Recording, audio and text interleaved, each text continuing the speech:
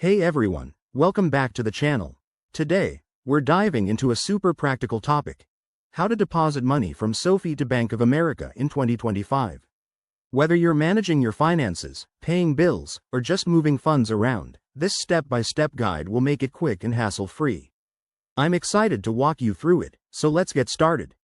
First things first, make sure you have both your SoFi and Bank of America accounts set up and accessible. Open the SoFi app on your phone or log in via their website. It's user-friendly, so navigation should be a breeze. Once you're in, head over to the Transfers or Move Money section. It's usually right on the dashboard. Next, you'll need to add your Bank of America account as an external account. Click on Add Account and select Bank of America from the list.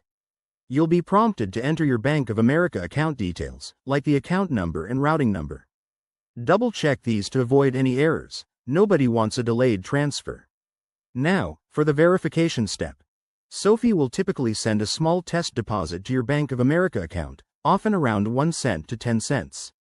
Once that hits, you'll confirm the exact amount in the SoFi app to verify the link. This usually takes 1 to 2 business days, so plan accordingly. Once verified, it's time to make the transfer. Go back to the Transfers section. Select your Bank of America account as the destination, and enter the amount you want to deposit. Add any notes if needed, like rent payment or emergency fund, then review and confirm. Hit Submit, and you're good to go. Keep in mind that transfers can take 1 to 3 business days to process, depending on the banks and any pending holidays.